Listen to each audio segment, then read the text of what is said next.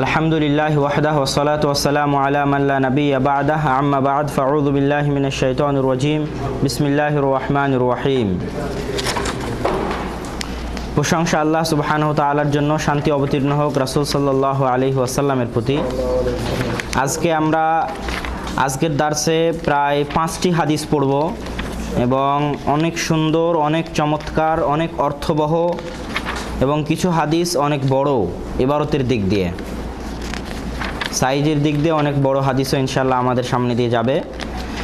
আমরা প্রথমে হাদিস যারা পড়ে নিয়েছি তাদের জন্য তো বোঝা সহজ হবে ইনশাআল্লাহ, আশা করি। হাদিসের অনুবাদের পাশাপাশি তথা হাদিস এমনি পড়ার পাশাপাশি হাদিসের ব্যাখ্যা। আমাদের মূলত ক্লাসের বিষয় হচ্ছে আরবাঈন নববীর 40টা হাদিস মুখস্থ এবং সেই 40টা হাদিসের সংক্ষিপ্ত ব্যাখ্যা। তো আপনারা তো অবশ্যই মুখস্থ করবেন। প্রথম হাদিস যেটা আজকের প্রথম হাদিস এবং ইমাম নববী রাহিমাহুল্লাহর আরবাঈন নববীর দ্বিতীয় হাদিস। এই দ্বিতীয় হাদিসের মূল কথাটা হচ্ছে যে রাসূল সাল্লাল্লাহু আলাইহি ওয়াসাল্লাম সাহাবায়ে কেরাম একদিন মজলিসে বসে আছেন মসজিদে, একজন ব্যক্তি আসলো। সেই ব্যক্তি রাসূল সাল্লাল্লাহু আলাইহি ওয়াসাল্লামের সামনে বসলো, রাসূল সাল্লাল্লাহু আলাইহি ওয়াসাল্লামকে কিছু প্রশ্ন জিজ্ঞেস করলো, রাসূল সেই সমস্ত প্রশ্নের উত্তর দিলেন। এটা হলো হাদিসের মূল বিষয়। এখন আমরা যে হাদিসটা পড়তে যাচ্ছি সেই হাদিসটা, তো আমি আরবি এবং আরবি থেকে অনুবাদ করব, আপনাদের সামনে বাংলা আছে, আপনারা বাংলা দেখবেন, তারপর ইনশাআল্লাহ ব্যাখ্যা হবে। প্রথমে সোজা অনুবাদ করে যাচ্ছি। ওমর রাদিয়াল্লাহু তাআলা আনহু থেকে বর্ণিত, তিনি বলছেন, বাইনামা নাহনু জুলুসুন ইনদা রাসূলিল্লাহ, আমরা একদা রাসূল সাল্লাল্লাহু আলাইহি ওয়াসাল্লামের পাশে বসা ছিলাম। যাতা ইয়াউমিন মানে একদা একদিন, ইদা তালা আলাইনা রাজুলুন, আমাদের সামনে একজন লোক উপস্থিত হলো। শাদীদু বায়াজুস সিয়াবি, তার কাপড় অনেক সাদা। শাদীদু সাওয়াদি শারি, তার চুল অনেক কালো। লা ইরা আলাইহি আসারুস সাফারি, তার মাঝে সফরের কোনো চিহ্ন দেখা যাচ্ছে না। ওয়ালা ইয়ারিফুহু মিন্না আহাদুন, আমাদের মধ্যে থেকে কেউ তাকে চিনেও না। হাত্তা জালাসা ইলান নবী, সে রাসূল সাল্লাল্লাহু আলাইহি ওয়াসাল্লামের পাশে বসলো। ফাআসনাদা রুকবাতাইহি ইলা রুকবাতাইহি, তার নিজের দুই হাঁটুকে রাসূলের দুই হাঁটুর দিকে লাগিয়ে দিল। ওয়াদা কাফাইহি আলা ফাখিদাইহি, এবং তার দুই হাতকে নিজের দুই রানের উপর রাখলো। ওয়াকালা ইয়া মুহাম্মদ, এবং বলল, হে মুহাম্মদ, আখবিরনি আনিল ইসলাম, আমাকে ইসলাম সম্পর্কে জানান। ফাকালা রাসূলুল্লাহ সাল্লাল্লাহু আলাইহি ওয়াসাল্লাম, রাসূল বললেন, আল ইসলাম ওয়া তাশহাদু আন লা ইলাহা ইল্লাল্লাহ, ইসলাম হচ্ছে এই বলে সাক্ষ্য দেওয়া যে আল্লাহ ব্যতীত কোনো মাবুদ নাই এবং মুহাম্মদ সাল্লাল্লাহু আলাইহি ওয়াসাল্লাম আল্লাহর রাসূল। ওয়া তুকিমুস সালাত, সালাত আদায় করা। ওয়া তুতিজ যাকাত, যাকাত আদায় করা। ওয়া তাসুমু রমাদান, রমজান মাসের সিয়াম রাখা। ওয়া তাহুজ্জুল বাইতা ইন ইসতাতা'তা ইলাইহি সাবিলা, আর যার সাধ্য রয়েছে তার জন্য হজ করা। তখন সে ব্যক্তি বলল, সাদাকতা, আপনি সত্য বলেছেন। ফাআজিবনা, আমরা আশ্চর্য হলাম যে নিজেই প্রশ্ন করে আবার নিজেই সত্যায়ন করে যে আপনি সত্য বলেছেন। ক্বালা, তারপরে সে বলল, ফাআখবিরনি আনিল ঈমান, ঈমান সম্পর্কে আমাদেরকে জানান। রাসূল সাল্লাল্লাহু আলাইহি ওয়াসাল্লাম বললেন, আল্লাহর প্রতি ঈমান নিয়ে আসা, ফেরেশতাদের প্রতি ঈমান নিয়ে আসা, বইসমূহের প্রতি ঈমান নিয়ে আসা, আসমানি বইসমূহের প্রতি, অরসুলিহি, তার রাসূলদের প্রতি, ওয়াল ইয়াউমিল আখির, কিয়ামতের দিনের প্রতি, এবং ভাগ্যের ভালো মন্দের প্রতি বিশ্বাস স্থাপন করা। তখন সে ব্যক্তি বলল, সাদাকতা, আপনি সত্য বলেছেন। তারপরে সে আবার জিজ্ঞেস করলো, হে আল্লাহ রাসূল, আপনি আমাকে ইহসান সম্পর্কে জানান। রাসূল সাল্লাল্লাহু আলাইহি ওয়াসাল্লাম বললেন, ইহসান হচ্ছে তুমি আল্লাহ সুবহানাহু ওয়া তাআলার ইবাদত করছো যেন তুমি তাকে দেখছো। ফা ইল্লাম তাকুন তারাহু, তুমি যদি তাকে দেখতে না পাও, ফা ইন্নাহু ইয়ারাক, তাহলে তিনি যেন তোমাকে দেখছেন। তখন সে বলল, ফা আখবিরনি আনিস সাআহ, আমাদেরকে কিয়ামত সম্পর্কে জানান আমাকে। তখন সে বলল, মাল মাসউলু আনহা বিআ'লামা মিনাস সাইল, যাকে জিজ্ঞেস করা হয়েছে জিজ্ঞেসিত ব্যক্তি অপেক্ষা যে জিজ্ঞেস করছে সে বেশি জানে। ক্বালা ফাআখবিরনি আন আমারাতিহা, আমাদেরকে কিয়ামতের আলামত সম্পর্কে বলেন। রাসূল সাল্লাল্লাহু আলাইহি ওয়াসাল্লাম বলেন, আনতালিদাল আমাতু রাব্বাতাহা, দাসী তার নিজের প্রভুকে জন্ম দিবে। ওয়া আন তারাল হুফাতাল উরাতাল আলাতা রিআ আশাই, এবং তোমরা দেখবে যারা খালি পায়ে খালি বদনে দরিদ্র উট গরু ছাগল চড়াতো, ইয়াতাতাওয়ালুনা, তারা পরস্পর প্রতিযোগিতা করবে, ফিল বুনিয়ান, বাড়ি বানানোতে, উঁচু দালান প্রাসাদ তৈরি করাতে। সুম্মান তালাকা, তারপর সেই লোক চলে গেল। ফালাবিসা মালিয়ান সুম্মা ক্বালা, এবং কিছুক্ষণ চলে যাওয়ার কিছুক্ষণ পর রাসূল সাল্লাল্লাহু আলাইহি ওয়াসাল্লাম বললেন, ইয়া ওমর, হে ওমর, আতাদরি মানিস সাইল, চিনো প্রশ্নকারীকে? বললাম, আল্লাহ ওয়া রাসূলুহু আ'লাম, আল্লাহ এবং তার রাসূল ভালো জানেন। তখন রাসূল সাল্লাল্লাহু আলাইহি ওয়াসাল্লাম বললেন, ফা ইন্নাহু জিবরিল আতাকুম ইউআল্লিমুকুম দীনাকুম, সে জিবরিল ছিল, তোমাদের নিকটে এসেছিল তোমাদের দ্বীন শেখানোর জন্য। এই হলো হাদিসের অনুবাদ। এবার আমরা হাদিসের ব্যাখ্যার দিকে যাব। হাদিসের ব্যাখ্যা, প্রথম কথা হচ্ছে যে সাহাবাগণ আশ্চর্য এই জন্য হলেন দুটো কারণে। যদি সে ব্যক্তি সফর করে আসে, যদি অপরিচিত হয় তাহলে সফর করে আসতে হবে। মানে আমাদের গ্রামের বা আমাদের গ্রামের বাইরের যদি হয়, যাদেরকে আমরা চিনি আমাদের আশেপাশে, তার বাইরে হলে অবশ্যই দূর থেকে সফর করে আসতে হবে। আর দূর থেকে সফর করে আসলে যে আলামতগুলো মানুষের উপর থাকে, ক্লান্তির ছাপ, কাপড় চোপড় হালকা পাতলা ময়লা হওয়া, এগুলো কিছুই তার উপর ছিল না। একদিকে সফরের কোনো আলামত ছিল না, আরেকদিকে আমরা আবার তাকে কেউ চিনতাম না। তাহলে বিপরীত হয়ে গেল না? সফরেরও আলামত নাই, আমরাও চিনি না। সফর না হলে আমরা চিনবো, আর আমরা চিনি না মানে সফরের আলামত থাকতে হবে, কিন্তু কোনোটাই নাই। এই জন্য সাহাবায়ে কেরাম বেশি আশ্চর্য হলেন যে আসলে লোকটা কে। তারপরে দ্বিতীয় অধ্যায় থেকে যেটা শিখার সেটা হচ্ছে যে আদব, শিক্ষকের সামনে বসার যে বৈশিষ্ট্য। ইনি এখানে রাসূল সাল্লাল্লাহু আলাইহি ওয়াসাল্লামকে শিক্ষক মনে করে তার সামনে যেভাবে বসছেন, জানু উপায়তে যেটাকে বসা বলে, নিজের দুই হাঁটুকে রাসূল সাল্লাল্লাহু আলাইহি ওয়াসাল্লামের সামনে নম্রতার সাথে বিছায় দিয়ে তারপর দুই হাতকে নিজের হাতের উপর রাখে, নিশ্চুপ হয়ে শান্ত হয়ে তারপরে প্রশ্ন জিজ্ঞেস করছেন। এর মধ্যে অনেক কিছু আছে, যে শিক্ষকের সামনে বসা, শিক্ষকের সামনে কিভাবে বসা, এই একটা আদব জিবরাইল আলাইহিস সালামের নিকট থেকে আমরা অত্র হাদিসের অংশ থেকে শিখতে পারি। তারপরে উনি জিজ্ঞেস শুরু করলেন, আমরা এবার মূল হাদিসের দিকে আসলাম। মূল হাদিস এখান থেকে শুরু হলো। রাসূল সাল্লাল্লাহু আলাইহি ওয়াসাল্লামকে জিজ্ঞেস করলেন যে ইসলাম কি, আর তারপরে আবার জিজ্ঞেস করলেন ঈমান কি। এখন কথা হচ্ছে ইসলাম আর ঈমান, ইসলাম আলাদা করে জিজ্ঞেস করছেন, ঈমান আলাদা করে জিজ্ঞেস করছেন। তাহলে ইসলাম আর ঈমান কি আলাদা কিছু, না ইসলাম আর ঈমান একই? এটা একটা প্রশ্ন। তো কোরআন এবং হাদিস যারা গবেষণা করেন, মুহাদ্দিসিনে কেরাম, হুফাজে হাদিস, ফুকাহায়ে কেরাম, তাদের নিকটে এই ইসলাম এবং ঈমানের বিষয়টা এই রকম যে যখন একসাথে উল্লেখ করা হয় তখন দুটার অর্থ আলাদা আলাদা, আর যখন এক জায়গায় শুধু ইসলামেরই নাম নেওয়া হয়েছে আর কিছু বলা হয়নি, যেমন আমি যদি বলি এই মুসলমান, শুধু এতটুকুই, তাহলে ওর মধ্যে ঈমানও শামিল হবে, ইসলামও শামিল হবে। কথা বুঝতে পারছেন? আর যখন মুসলমান এবং মুমিন একসাথে ব্যবহার করা হবে, যে লোকটা মুসলমান কিন্তু মুমিন নয়, তখন অর্থ আলাদা হবে। তখন কি আলাদা হবে? অর্থ আলাদা হবে। যখন শুধু উল্লেখ করবেন যে ভারত উপমহাদেশ, তখন ভারত উপমহাদেশের মধ্যে ভারতও যাবে, পাকিস্তানও যাবে, বাংলাদেশও যাবে, শ্রীলঙ্কাও যাবে, নেপালও যাবে, ভুটানও যাবে। কথা বুঝতে পারেননি? আর যখন ভারত উপমহাদেশও জিকির করছেন, আবার বাংলাদেশের নামও জিকির করছেন, তখন একটু আলাদা বুঝাবে। কথা আমার বুঝতে পারছেন না? তখন আমি বাংলাদেশকে ভারত উপমহাদেশ থেকে আলাদা করে নিলাম। তো ইসলামটা হচ্ছে আম, ব্যাপক। ইসলাম ঈমানকেও শামিল নিজের ভিতরে করে, কিন্তু যখন ইসলাম এবং ঈমান পাশাপাশি ব্যবহার হবে তখন ইসলাম দ্বারা জাহিরি প্রকাশ্য আমল বুঝাবে, সালাত, সিয়াম, হজ, প্রকাশ্যে যে আমলগুলো দেখা যায়, কিন্তু ভিতরে তার বাস্তবে ঈমান আছে কি না এটা বুঝাবে না। তো কোরআন এবং হাদিসে যখন ইসলাম এবং ঈমান পাশাপাশি ব্যবহার হবে তখন আলাদা অর্থ দিবে। সেই আলাদা অর্থটা হচ্ছে এটা, ইসলাম হবে জাহিরি আমলের জন্য, প্রকাশ্য বাহ্যিক আমলের জন্য, আর ঈমান হবে অভ্যন্তরীণ অন্তরের আকীদা এবং বিশ্বাসের জন্য, যেটা এই হাদিস থেকে জানা যায়। ঈমানের সঙ্গে যেগুলো বলা হচ্ছে ওগুলো সবই অন্তরের আকীদা এবং বিশ্বাস, আর ইসলামের সঙ্গে যেগুলো বলা হচ্ছে ওগুলো সবই জাহিরি প্রকাশ্য বাহ্যিক আমল। কথা বুঝতে পারছেন না? তো এখানে এটা একটা বিষয়।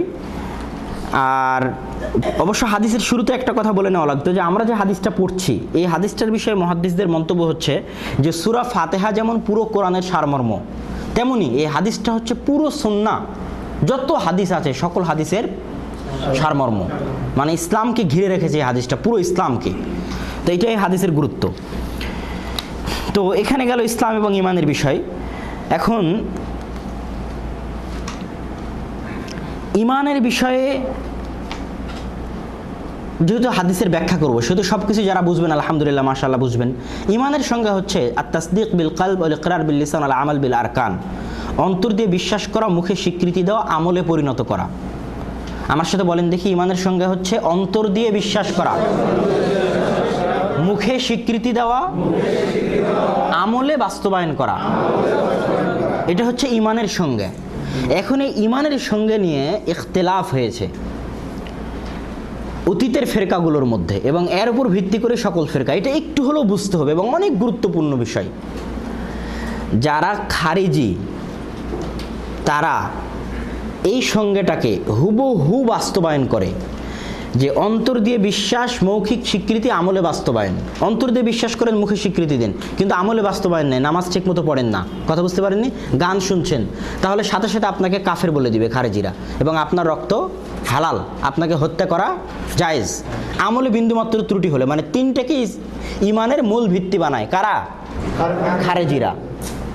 যারা মুরজিয়া, কারা বলেন তো? মুরজিয়া যারা, তারা কথা হচ্ছে অন্তর ঠিক তো সব ঠিক, দুনিয়া ঠিক। মানে তাসদিক বিল কালব, অন্তর দিয়ে যদি বিশ্বাস করে তাহলে মুখে স্বীকৃতি দিক আর না দিক, আমলে বাস্তবায়ন করুক আর না করুক, সে মুমিন বলে গণ্য হবে এবং সে জান্নাতে যাবে। এটা কাদের আকীদা? মুরজিয়াদের আকীদা। বর্তমানে যতগুলো ফিতনা আছে তার মধ্যে এটা একটা অনেক বড় ফিতনা। মানুষ নিজের জানতে অজান্তে মুরজিয়া আকীদা পোষণ করে যে আমি পর্দা না করলে কি হলো, অন্তর তো ঠিক আছে, কথা বুঝতে পারেননি? এটা হলো কাদের আকীদা? মুরজিয়াদের আকীদা। আর মাঝখানে আর একটা আকীদা হচ্ছে আহলুস সুন্নাত ওয়াল জামাআত, মুহাদ্দিসিন, সালাফে সালেহিনের আকীদা। সেটা হচ্ছে অন্তরে স্বীকৃতি থাকা লাগবে এবং মুখে উচ্চারণ থাকা লাগবে বাধ্যতামূলক, আমলের বাস্তবায়নও থাকা লাগবে। তবে আমলের বাস্তবায়নে যদি ত্রুটি হয়ে যায় তাহলে সেই ব্যক্তিকে আমরা কাফের বলবো না, ফাসেক বলবো। কি বলবো? ফাসেক বলবো। আমলের বাস্তবায়ন থাকতে হবে, আমলের বাস্তবায়নের উপর ভিত্তি করে সে জান্নাতে যাবে, জাহান্নামে যাবে। তার ঈমান যদি বেশি হয় আমল বেশি হবে, ঈমান যদি কম হয় আমল কম হবে। কিন্তু যে আমলের ত্রুটি পাওয়া গেল তাকে খারিজিরা কি বলবে? ডাইরেক্ট কাফের, এবং তাকে হত্যা করা জায়েজ মনে করবে। আর আহলুস সুন্নাত ওয়াল জামাআত বলবে যে যার আমলের ত্রুটি সে ফাসেক। কি বলেন তো? ফাসেক। মানে যার দাড়ি নাই, দাড়ি কাটা, সে কি? ফাসেক। আর খারিজিদের নিকটে সে কি? কাফের। তো ইমানের সঙ্গে এই ইখতিলাফ তো বুঝতে পারলেন, স্পষ্ট না? একটা খারিজি, একটা আহলুস সুন্নাত ওয়াল জামাআত, আর একটা মুরজিয়া। মুরজিয়া অন্তর ঠিক তো সব ঠিক, খারিজি চুন থেকে পান খসলে হত্যা, কথা বুঝতে পারেননি? আর আহলুস সুন্নাত ওয়াল জামাআত হচ্ছে অন্তর ঠিক হওয়া লাগবে, মৌখিক স্বীকৃতিও থাকা লাগবে, আমলে বাস্তবায়ন থাকা লাগবে, কিন্তু আমলে বাস্তবায়নের ত্রুটি হওয়াটা স্বাভাবিক হলে সে ব্যক্তি হবে ফাসিক, কিন্তু তখনও সে ইসলামের ভিতরে মুসলমান, তার রক্ত হালাল নয়, তার জানাজার সালাত আদায় করা হবে। এইটা গেল হচ্ছে আপনার ঈমান সম্পর্কে বিষয়, ঈমানের আলোচনা। তারপরে রাসূল সাল্লাল্লাহু আলাইহি ওয়াসাল্লাম আর একটা বিষয় ঈমানের সাথে সম্পৃক্ত, সেটা হচ্ছে যে ঈমান বাড়ে না কমে, কথা বুঝতে পারেননি? এখানে আর একটা বলে নিই যে মুরজিয়াদের এই আকীদাটা কিন্তু দুঃখজনক হলেও সত্য যে আমাদের দেশের অধিকাংশ হানাফি যারা মাযহাবে বিশ্বাসী তাদের আকীদা, তারা ঈমানের সঙ্গেকে শুধু অন্তরে বিশ্বাসের নামেই ঈমান বলে। এই জন্য ইমাম বুখারী রাহিমাহুল্লাহ তার সহিহ বুখারীতে কিতাবুল ঈমান অধ্যায়ে এটা প্রমাণ করার জন্য যে আমল ঈমানের অন্তর্ভুক্ত শত শত বাব নিয়ে এসেছেন। তার মধ্যে একটা দলিল আমি আপনাদেরকে পেশ করব যে আমল ঈমানের অন্তর্ভুক্ত, মানে সঙ্গের মধ্যে আমলের বাস্তবায়ন থাকতে হবে। মুরজিয়াদের আকীদা যে ভুল, যে অন্তর ঠিক তো সবই ঠিক, এটার বিপক্ষে যে দলিল, সেই দলিল কিছুটা হলো আপনাদের জেনে থাকা দরকার। আল্লাহ সুবহানাহু ওয়া তাআলা পবিত্র কুরআন মাজিদে বলছেন যে সূরা আনফালে দেখবেন, ইন্নামাল মুমিনুনা আল্লাযীনা ইযা যুকিরাল্লাহু ওয়াজিলাত কুলুবুহুম। আল্লাহ বলছেন মুমিন তারাই যাদের সামনে আল্লাহর জিকির করা হয় তাদের অন্তর, ওয়াজিলাত কুলুবুহুম, অন্তর গলে যায়। ওয়া ইযা তুলিয়াত আলাইহিম আয়াতুহু, যখন তাদের সামনে আমার আয়াত তেলাওয়াত করা হয়, যাদাতহুম ঈমানা, তাদের ঈমান বৃদ্ধি হয়। ওয়া আলা রাব্বিহিম ইয়াতাওয়াক্কালুন, তারা তাদের প্রতিপালকের উপর ভরসা রাখে। আল্লাযীনা ইউকিমুনাস সালাতা, মুমিন তারাই যারা সালাত আদায় করে। ওয়া মিম্মা রাযাকনাহুম ইউনফিকুন, এবং আমি তাদেরকে যা দিয়েছি রিজিক তা থেকে আল্লাহর রাস্তায় দান করে। উলাইকা হুমুল মুমিনুনা হাক্কান, এরাই হচ্ছে বাস্তব মুমিন। লাহুম দারাজাতুন ইনদা রাব্বিহিম, তাদের জন্য রয়েছে আল্লাহর নিকটে মহান মর্যাদা, ওয়া মাগফিরাতুন, এবং ক্ষমা, ওয়া রিজকুন কারীম, এবং বরকতময় রিজিক। তো এই আয়াতে আল্লাহ সুবহানাহু ওয়া তাআলা মুমিনের সঙ্গের মধ্যে শুধু কি অন্তরে বিশ্বাসকে প্রবেশ করালেন? 5 ওয়াক্ত সালাতের কথা বললেন, টাকা থাকলে দান করার কথা বললেন, তাদের সামনে আল্লাহর জিকির হলে অন্তর নরম হওয়ার কথা বললেন, কোরআন তেলাওয়াত করা হলে ঈমান বৃদ্ধির কথা বললেন। তাহলে সালাত কি ইমানের অন্তর্ভুক্ত না আমলের অন্তর্ভুক্ত? দান করা ইমানের অন্তর্ভুক্ত না আমলের অন্তর্ভুক্ত? তাহলে তারপরেও আল্লাহ বলছেন মুমিন ওরাই যারা সালাত আদায় করে। তাহলে বোঝা গেল আমল কি ইমানের অন্তর্ভুক্ত, আমল নয় না আছে? বলেন আছে, ইমানের মধ্যে আমল আছে। আর আরেকটা সবচেয়ে বড় দলিল সেটা হচ্ছে রাসূল সাল্লাল্লাহু আলাইহি ওয়াসাল্লাম বলেছেন আল ঈমান বিদউন ওয়া সাবউনা শু'বাহ, ঈমানের 70টা শাখা আছে। ফাআফজালুহা, সর্বোত্তম শাখা হচ্ছে লা ইলাহা ইল্লাল্লাহ, আর সর্বনিম্ন শাখা হচ্ছে ইমাতাতুল আযা, রাস্তা থেকে কষ্টদায়ক জিনিস দূরে সরিয়ে দেওয়া। তো কষ্টদায়ক জিনিস দূরে সরিয়ে দেওয়া এটা বিশ্বাসের নাম না কাজের নাম? সেটাকে আল্লাহ রাসূল ঈমানের শাখা বলছেন না? তাহলে বোঝা গেল যে আমল ঈমানের অন্তর্ভুক্ত।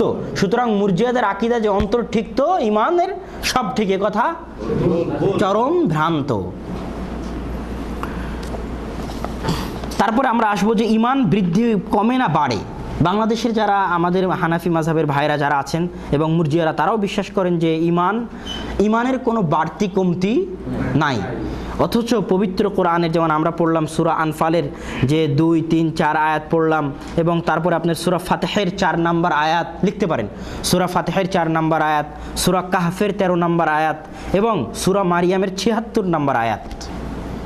এই আয়াতগুলো প্রমাণ করে যে ঈমান বাড়ে এবং কমে। তো এই আয়াতগুলোতে অবশ্য শুধু বাড়ার কথাই আছে, ওয়ালিয়াজদাদু ঈমানান মা ঈমানিহিম ওয়াজিদনাহুম হুদা ইয়াজিদুল্লাহুল্লাযীনা ইহতাদাউ হুদা। এবং এখনই যে আয়াত পড়লাম যে ওয়াইদা তুলিয়াত আলাইহিম আয়াতু যাদাতহুম ঈমানা, এই জন্য তারা অভিযোগ করে যে এগুলোতে শুধু বাড়ার কথা আছে, কমা নাই। আসলে বাড়লে তো কমা লাজেম মালজুম, একটা আরেকটার সাথে জড়িত। যদি বাড়ে তাহলে তার কমা নিশ্চিত। কথা বুঝতে পারেননি? বাড়লে তার কমা নিশ্চিত। এই জন্য যখন বাড়ার কথা কোরআনে আসছে তখন আর কমার কথার প্রয়োজন নাই। বাড়া যখন সাবিত হয়ে গেল তখন কমা এমনি সাবিত হয়ে যাবে। তো ঈমান বাড়ে এবং কমে।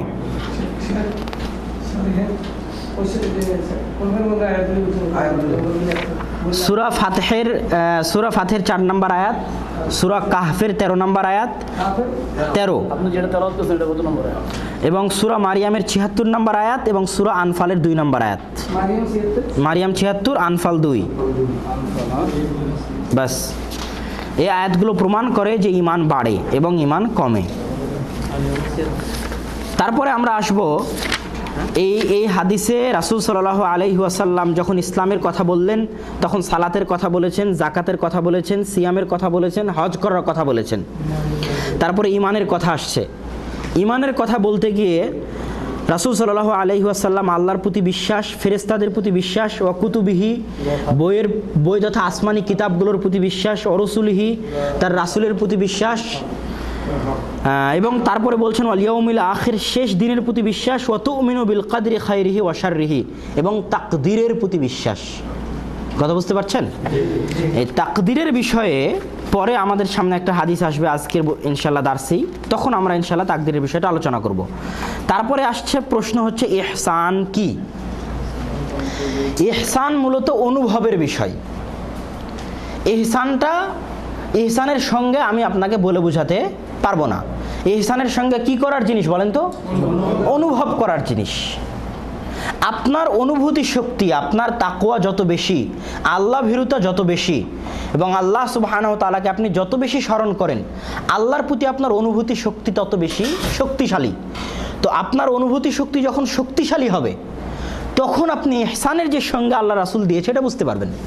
তাছাড়া বোঝার কোনো পথ নাই। ইহসান হচ্ছে যে আপনি যখন আল্লাহর ইবাদত করছেন অন্ধকার রাত্রিতে, ইহসানের 2টা দরজা, 2টা স্তর। ইহসানের কয়টা স্তর বলেন তো? একটা সর্বোচ্চ স্তর আর একটা হচ্ছে তার চাইতে নিম্ন স্তর। যেটা সর্বোচ্চ স্তর সেটা হচ্ছে যে আপনি আল্লাহর এমনভাবে ইবাদত করছেন যেন আপনি আল্লাহ সুবহানাহু ওয়া তাআলাকে দেখছেন। এটা অনেক উঁচু স্তর।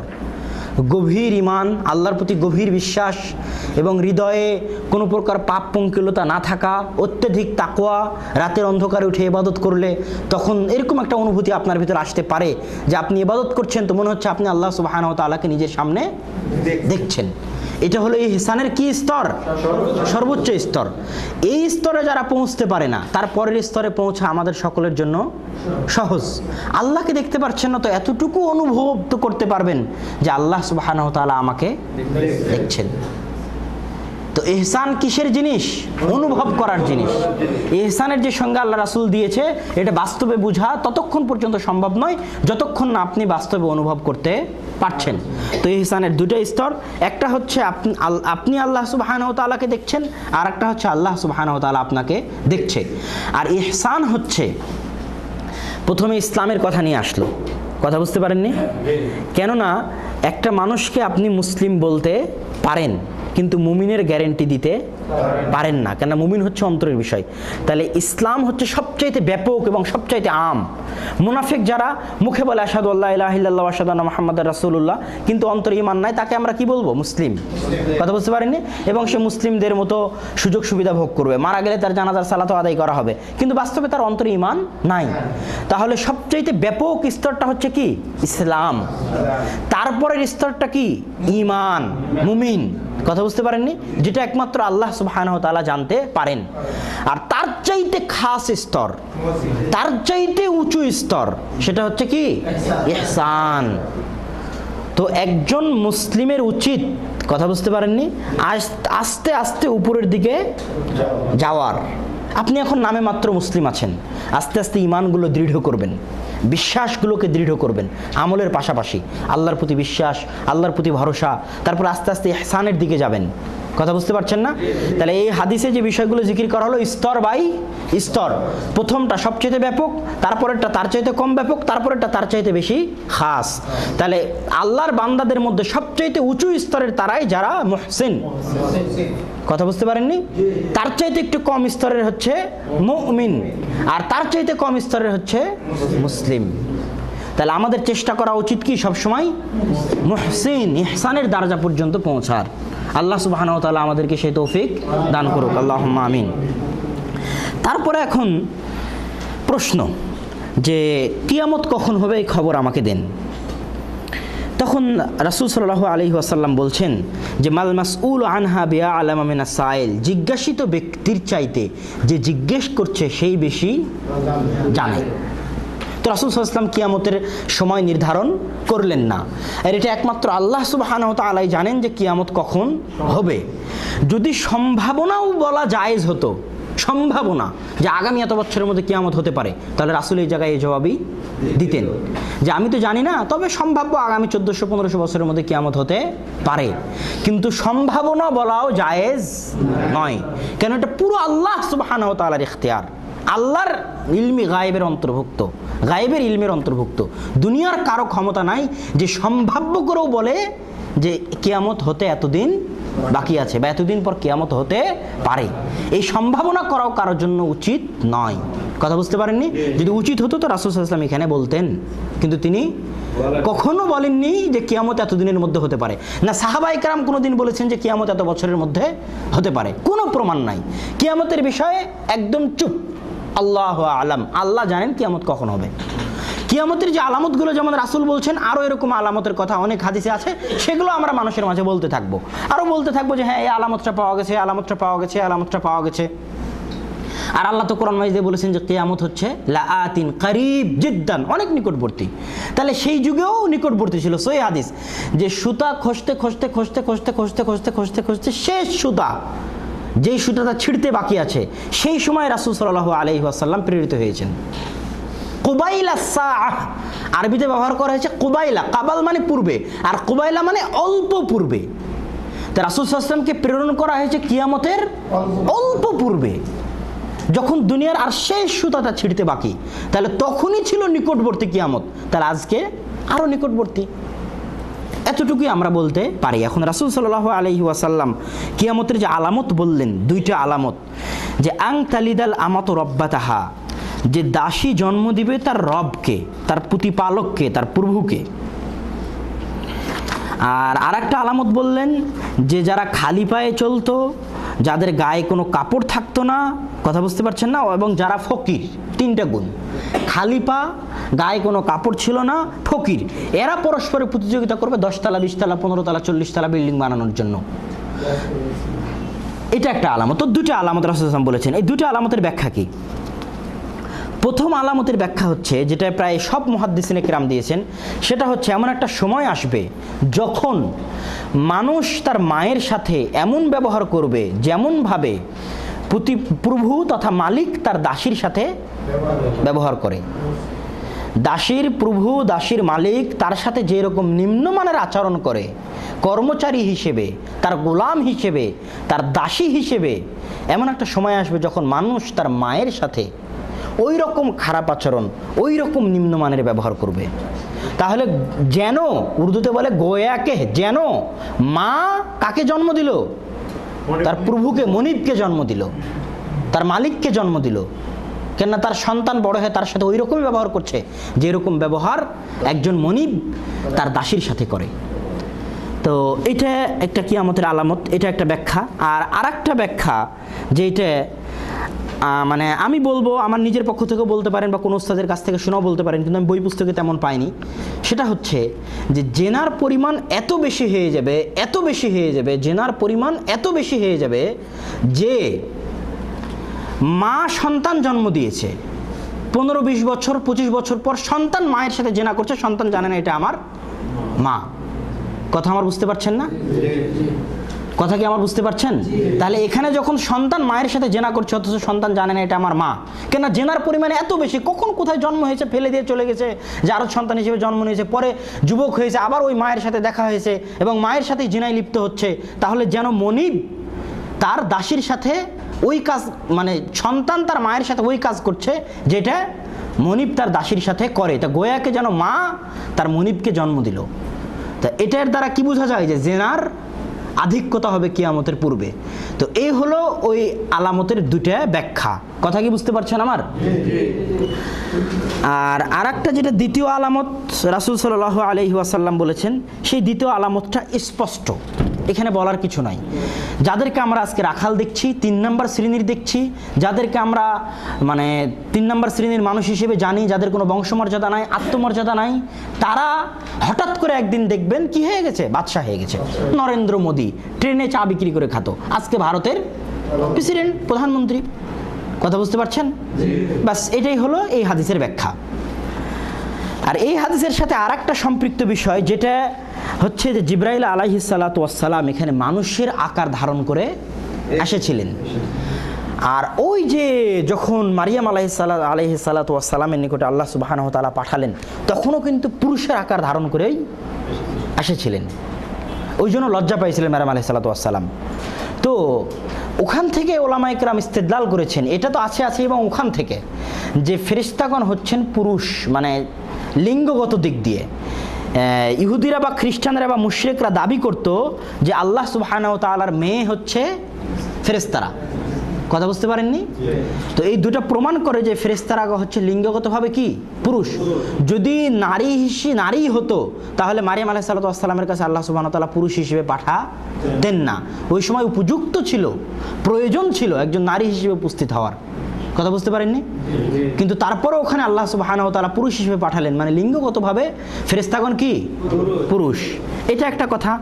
আর আরেকটা কথা হচ্ছে যে ফেরেশতাগণ যে কোনো রূপ ধারণ করতে পারেন, তার প্রমাণ এই হাদিস।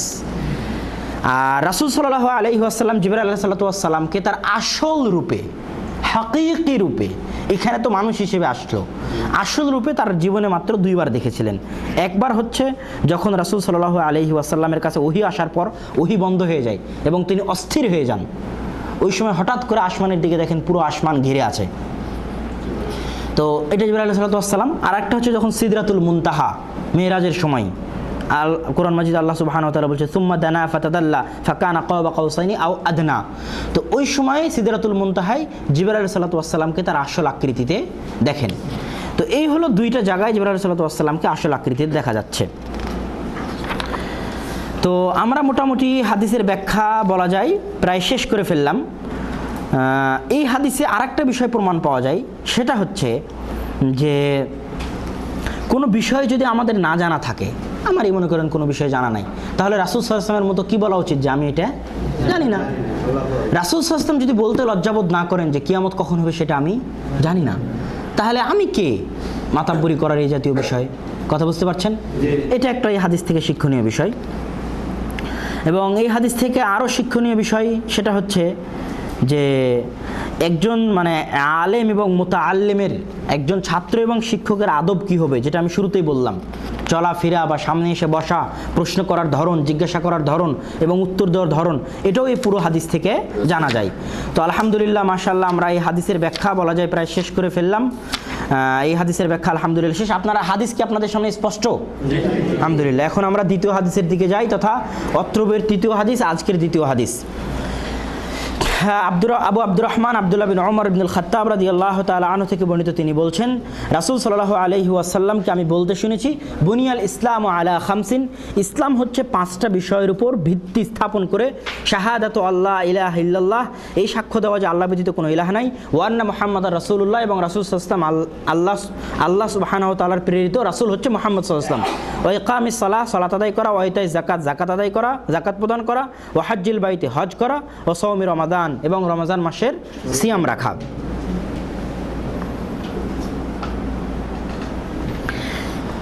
এখন প্রশ্ন যে প্রথম হাদিসে যে 5টা বিষয় এসেছে, আমরা এখনই যে হাদিস পড়লাম সে 5টা বিষয় আসেনি, তাহলে আবার কেন ইমাম নববী রাহিমাহুল্লাহ একই কথা এখানে নিয়ে আসলেন? মাত্র 40টাই হাদিস জমা করবেন, তো একই কথা যদি 2বার নিয়ে আসেন তো লস হয়ে গেল না? কথা বুঝতে পারছেন না? তো এইটার জবাব হচ্ছে যে প্রথম হাদিসে জিজ্ঞেস করেছে জিবরাইল আলাইহিস সালাম যে ইসলাম কি, তখন আল্লাহ রাসূল বলেছেন 5টা জিনিস। তো তখন থেকে আপনার মনে হতে পারে যে ইসলাম মানে শুধু 5টাই, ইসলাম মানে কি শুধু 5টাই। দ্বিতীয় হাদিস নিয়ে আসে আপনাকে বোঝাতে চাচ্ছে ইমাম নববী রাহিমাহুল্লাহ যে ইসলাম শুধু 5টা জিনিস নয়, মূলত এই 5টা জিনিস হচ্ছে ইসলামের কি ভিত্তি। এই 5টা জিনিস হচ্ছে ইসলামের মূল স্তম্ভ। ইসলামে আরো অনেক কিছু আছে। আল মুসলিমু মান সালিমা মুসলিমু মিন লিসানিহি ওয়া মিন ইয়াদিহি, মুসলমান সেই যার হাত থেকে আরেকজন মুসলমান এবং যার মুখ থেকে আরেকজন মুসলমান নাজাত পায়। তাহলে বোঝা যাচ্ছে যে আরেকজনকে মুখ দিয়ে কষ্ট না দেওয়া, আরেকজনকে হাত দিয়ে আঘাত না করা কিসের অন্তর্ভুক্ত? ইসলামের অন্তর্ভুক্ত। কথা বুঝতে পারছেন না? তাহলে এরকম আরো অনেক আমল আছে যেগুলো ইসলামের অন্তর্ভুক্ত, সবই ইসলামের অন্তর্ভুক্ত। সুদ, ঘুষ সবই ইসলামের অন্তর্ভুক্ত। যত আমল আছে, সুদ ঘুষ না করা, আরো যেগুলো ইবাদত করা, তাহাজ্জুদের সালাত আদায় করা, আরো যত, সবই কিসের অন্তর্ভুক্ত? ইসলামের অন্তর্ভুক্ত। তাহলে প্রথম হাদিসে আপনাকে মনে হতে পারে ডাইরেক্ট জিজ্ঞেস করছে ইসলাম কি, তো 5টা জিনিস মনে হতে পারে যে 5টা জিনিস ইসলাম, আর কিছু ইসলামের মধ্যে নাই। তখন দ্বিতীয় হাদিস নিয়ে এসে বোঝাচ্ছেন আসলে 5টা জিনিস কি ইসলামের ভিত্তি। এই কোনো একটা পিলার, ওই কোনো একটা পিলার, এই কোনায় 4দিকে 4টা পিলার, মাঝখানে একটা পিলার। কথা বুঝতে পারেননি? তো এই 5টা পিলার আর মাঝখানে তো আরো অনেক কিছু আছে এই ঘরের মধ্যে। আপনি আছেন, আমি আছি, ভিডিও আছে, মোবাইল আছে। তো এরকম এই ইসলামের ছাদের নিচে আরো অনেক আমল আছে। এই জিনিসটা ইমাম নববী রাহিমাহুল্লাহ বুঝাতে চাচ্ছেন। এখানে আরেকটা কথা মানে মনে পড়লো, বলে নেওয়া উচিত, সেটা হচ্ছে যে 5টা ভিত্তি মানে 5টা পিলার মূলত ইসলামের, কিন্তু ছাদের কথা কিন্তু বলা নাই। কথা বুঝতে পারেননি? শুধু পিলার বা ভিত্তির কথা বলা আছে, ছাদের কথা কিন্তু বলা নাই। কিন্তু রাসূল সাল্লাল্লাহু আলাইহি ওয়াসাল্লামের 23 বছরের জীবনে এবং পরবর্তীতে খোলাফায়ে রাশিদিনের প্রায় 30 বছরের জীবনে বোঝা যায় যে ইসলামের ছাদ হচ্ছে জিহাদ। এই প্রত্যেকটা জিনিস পুঙ্খানুপুঙ্খভাবে, বা ইসলামী খেলাফত বা জিহাদ হচ্ছে ইসলামের ছাদ। ইসলামী খেলাফত আছে, জিহাদ আছে, ততক্ষণ পর্যন্ত পুরো রাষ্ট্রের 5টা জিনিস কীভাবে বাস্তবায়ন হবে? পুঙ্খানুপুঙ্খভাবে বাস্তবায়ন হবে। কথা বুঝতে পারেননি? তো এই কথা মনে পড়লো তাই বললাম। তো এই হাদিসের ব্যাখ্যা বলতে কি, যে আল্লাহ সুবহানাহু ওয়া তাআলা ব্যতীত কোনো ইলাহ নাই, লা ইলাহা ইল্লাল্লাহ, এর ব্যাখ্যা করলে তো অনেক সময় লাগবে। তো এর সংক্ষিপ্ত ব্যাখ্যা কি? আপনার আমার সৃষ্টিকর্তা হচ্ছেন আল্লাহ সুবহানাহু ওয়া তাআলা। দুনিয়াতে যা কিছু আছে আল্লাহ আমার এবং আপনার অনুগত করে দিয়েছেন। সাখার আলানা, আমাদের অনুগত করে দিয়েছেন সব কিছুকে। কার জন্য? যাতে আমাদের জন্য, যাতে আমরা আল্লাহ সুবহানাহু ওয়া তাআলার কি করি? ইবাদত করি, এবং আর কারো ইবাদত না করি। এটা লা ইলাহা ইল্লাল্লাহ। সালাত বলতে 5 ওয়াক্ত সালাত কায়েম করা মানে সঠিক সময়ে ওইভাবে যেইভাবে রাসূল সাল্লাল্লাহু আলাইহি ওয়াসাল্লাম পড়তেন। সঠিক সময় হলো না, আবার যেইভাবে রাসূল করেছেন সেইভাবে হলো না, তাহলে কায়েম করা হলো না। মাসে একবার সিয়াম, মানে বছরে একবার সিয়াম আদায় করা। এখানে একটা বিষয় খেয়াল করবেন এই 5টা বিষয়ের মধ্যে, যে আল্লাহ সুবহানাহু ওয়া তাআলা সব কিছুকে জমা করেছেন। একটা হচ্ছে দৈনিক আল্লাহকে আপনি স্মরণ করেন, দৈনিক 5 বার সালাত আদায় করবেন, মানে 5 বার কাকে স্মরণ করছেন? আল্লাহকে স্মরণ করছেন। মানুষ এখন অন্তরে শান্তি পায় না তো কি করে? মেডিটেশন করে। গুরুর কাছে যায় কি করে? এভাবে বসে থেকে মেডিটেশন করে। তো বাস্তবে যদি কেউ অন্তর থেকে সালাত আদায় করে তাহলে মেডিটেশনের প্রয়োজন হবে না। সালাতই হচ্ছে মেডিটেশন। দৈনিক 5 বার একজন মুসলমান মেডিটেশন করে সালাতের মাধ্যমে, কিন্তু অন্তর হাজির থাকা লাগবে সালাতের সময়, চুপচাপ শান্ত নীরব আল্লাহকে স্মরণ করা, সারা দুনিয়া থেকে মুক্ত হয়ে যাওয়া। তা দৈনিক 5 বার আপনি নিজের মনটাকে ফ্রেশ করছেন, তারপরে বছর মিলে আল্লাহ একটা আপনাকে প্র্যাকটিস কোর্স দিয়েছেন, প্রশিক্ষণ কোর্স। রমজান মাসে না খেয়ে থাকেন, আল্লাহকে স্মরণ করেন, আল্লাহর ইবাদত করেন। এই দুটাই হলো কি দৈহিক, কথা বুঝতে পারেননি, মানে দেহের ইবাদত। এখন আল্লাহ বলছে তোমাদের যে সম্পদ আছে এই সম্পদে গরিব দুঃখীদের হক আছে। পৃথিবীতে অর্থনীতি 3টা। পৃথিবীতে অর্থনীতি কয়টা?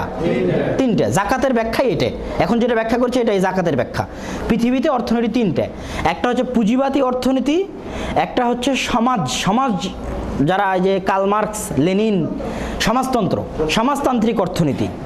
আর আরেকটা হচ্ছে ইসলামী অর্থনীতি। সমাজতান্ত্রিক অর্থনীতি হচ্ছে আপনি দিন শেষে ইনকাম করলেন 100 টাকা, আর আমি দিন শেষে ইনকাম করলাম 1000 টাকা, আর সাইদ ভাই দিন শেষে ইনকাম করলো 1 লাখ টাকা। আমাদের সমাজে এখন কমিশনারের কাছে আমি যাব, আপনি যাবেন, সাইদ ভাই যাবে। সাইদ ভাইয়ের 1 লাখ টাকা জমা করবে, আপনি 100 টাকা জমা করবেন, আমি 1000 টাকা জমা করব। এখন এই টাকাটা সমানভাবে বন্টন হবে। কথা বুঝতে পারেননি? 3 জনের মধ্যে আপনি 100 টাকা ইনকাম করেও অতটাই পাবেন যতটা 1 লাখ টাকা ইনকাম করে সাইদ ভাই পাচ্ছে, যতটা আমি 1000 টাকা ইনকাম করে পাচ্ছি।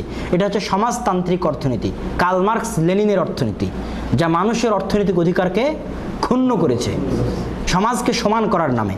আর এখন যেটা চলছে আমেরিকার অর্থনীতি, সারা পৃথিবীব্যাপী পুঁজিবাদী অর্থনীতি, মানে সুদী অর্থনীতি। যার বাড়বে তার বাড়তেই থাকবে, আর যার কমবে তার কমতেই থাকবে। একজনের বিল্ডিং হবে 100 তলা, আর একজন তালতলা। কথা বুঝতে পারেননি? এটা হচ্ছে পুঁজিবাদী অর্থনীতি।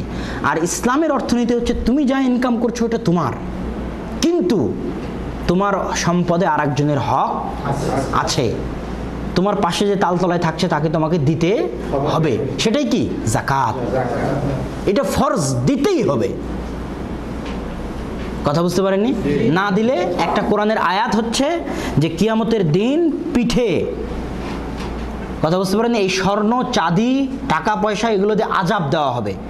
আর আরেকটা হচ্ছে সম্পদ সাপের আকার ধারণ করবে, রাসূল সাল্লাল্লাহু আলাইহি ওয়াসাল্লামের হাদিস, এবং আপনাকে বলবে আনা মালুক, দংশন করবে আর বলতে থাকবে আমি তোমার সম্পদ। তো আপনারা শুনে থাকেন যে বাড়িতে গোখরা সাপ থাকা যতটা না ভয়ঙ্কর, জাকাতের টাকা থাকা তার চাইতে বেশি ভয়ঙ্কর। জাকাতের টাকা যদি আদায় না করেন তাহলে কিয়ামতের দিন জাকাতের টাকা আপনার গলা পেঁচিয়ে আপনাকে জাহান্নামে নিয়ে যাবে। এটা গরিবের হক, আপনাকে পৌঁছাতেই হবে, জরুরি, বাধ্য। ইসলামের 5টা ভিত্তির একটা ভিত্তি কি? জাকাত। আদায় করতেই হবে। জাকাত যদি আদায় না করেন ইসলাম আপনার ভেঙে গেল। যদি জাকাতকে অস্বীকার করেন, আদায় না করেন। মনে নাই আবু বকর রাদিয়াল্লাহু তাআলা আনহু বললেন যে যারা রাসূলের যুগে ছাগল দিত, ছাগলের সাথে দড়ি দিত, ধান দিত, ধানের সাথে বস্তা দিত, আমার যুগে যদি ছাগল দিয়ে দড়ি না দেয়, ধান দিয়ে বস্তা না দেয়, তো ওই বস্তার ওই দড়ির জন্য আমি তাদের বিরুদ্ধে যুদ্ধ করব। তো জাকাত হচ্ছে ইসলামের একটা স্তম্ভ, একে টিকিয়ে রাখতে হবে, আপনাকে স্তম্ভ আদায় করতেই হবে। আর দান সাদকা, আলহামদুলিল্লাহ, জাকাত আদায় করার পর ওটা আপনার ইচ্ছা, ইখতিয়ার, যত করবেন তত আপনার ধন সম্পদে বরকত হবে। এটা হলো অর্থনৈতিক ইবাদত। আর হজ, এটা দুটোকেই শামিল, মানে সালাত সিয়াম দৈহিক ইবাদত, জাকাত অর্থনৈতিক ইবাদত, আর হজ অর্থ শামিল, দৈহিক পরিশ্রমও শামিল। তো এই হলো আল্লাহ সুবহানাহু ওয়া তাআলা অনেক সুন্দর করে আমাদের জন্য এই ইবাদতগুলোকে সাজিয়েছেন। এখন এখানে আলাদাভাবে সালাতের কথা আসা উচিত একটু হলো, সেটা হচ্ছে যে এই হাদিসে যে সালাতের কথা বলা হচ্ছে, সালাত পরিত্যাগকারীর হুকুম কি, এটা একটা বিষয়। এটা সংক্ষিপ্তভাবে বলতে চাই যে সালাত পরিত্যাগকারীর হুকুম অনেক ভয়াবহ। ওলামাদের মধ্যে ইখতিলাফ আছে। যারা সৌদি আরবের বর্তমান আলেম ওলামা এবং আহমদ বিন হাম্বল রাহিমাহুল্লাহ থেকে শুরু করে, তারা মনে করেন কেউ যদি ইচ্ছাকৃতভাবে সালাত পরিত্যাগ করে তাহলে সে কাফের। কথা বুঝতে পারেননি? স্বামী সালাত আদায় করে, স্ত্রী আদায় করে না, বিবাহ বিচ্ছেদ। আর অন্যান্য আলেম ওলামা, ইমাম মালিক, ইমাম শাফি, আবু হানিফা রাহিমাহুল্লাহ সহ আর অনেক জমহুর ওলামা ইকরাম মনে করেন যে সালাত পরিত্যাগ করা তো অনেক বড় গুনাহ। তাকে জেলখানায় ঢুকিয়ে দাও, তাকে শাস্তি দাও, তাকে পিটাও, যতক্ষণ না পর্যন্ত সে সালাত আদায় করে, একটা সীমা নির্ধারণ করে দেওয়া। আর তার দেখা যায় কিন্তু সালাত পরিত্যাগ করলে তাকে তারা কাফের বলছেন না, যে একদম কাফের, ইসলাম থেকে বের হয়ে যায়, এটা তারা বলতে চান না। তারা মনে করেন কেউ যদি সালাত অবহেলা করে, আদায় না করে, যদি বলে যে হ্যাঁ ভাই সালাত আদায় করা জরুরি কিন্তু আমি আসলে অবহেলার কারণে পড়তে পারি না, অনেক দুঃখিত, এরকম যদি বলে তাহলে তাকে মুসলমান হিসেবে ধরা যায়, এটা তাদের মত। তো এই বিষয়ে আসলে বিস্তারিত আলোচনা করলে দেখা যাচ্ছে অনেক সময় লাগবে, ব্যাপক সময়ের ব্যাপার। হ্যাঁ, তবে এটা ওর মধ্যে অন্তর্ভুক্ত। ওই যে ইমানের সংজ্ঞা বললাম না, আমলের ত্রুটি, কথা বুঝতে পারেননি? ওই জায়গায় সবাই একমত যে আমলে যদি ত্রুটি থাকে তাহলে তাকে কাফের বলা যাবে না, কি বলতে হবে? ফাসেক বলতে হবে। তো এটাও ওই দিকে ফিরে যাবে। আর কাফের যে শব্দগুলো আসছে হাদিসে সালাতের বিষয়ে, এগুলোর যেগুলো ব্যাখ্যা, সেটা ইমাম বুখারী রাহিমাহুল্লাহ সহ আর অনেকে বলেছেন কুফরুন দুনা কুফর, কুফরের স্তর আছে। প্রত্যেকটা কুফরের কি আছে? আপনি আল্লাহর যে বিধানে অমান্য করেন না কেন সেটাই কুফরি।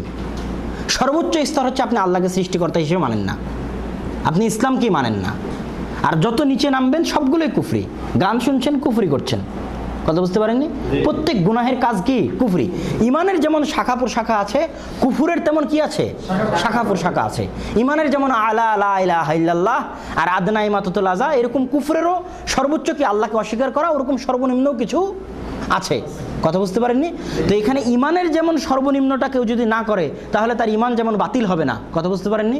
তেমনি কুফুরেরও যদি কেউ কোনো একটা শাখা বাস্তবায়ন করে তাহলে যে সে সম্পূর্ণ খারিজুল মিল্লাহ, ইসলামী মিল্লাত থেকে বের হয়ে গেল, এরকম নয়। তারপরে জাকাতের আলোচনা আমরা করলাম, সিয়ামের আলোচনা, হজের আলোচনা। হজের মূলত যার পক্ষে সাধ্য, এখানে তো বলেই দেওয়া আছে যার পক্ষে সাধ্য সে হজ করবে। আর হজের সম্পর্কে তো আপনারা জানেন, কেউ যদি কবুল হজ করে তাহলে যেন সেই রকম যে মায়ের পেট থেকে জন্ম নিল।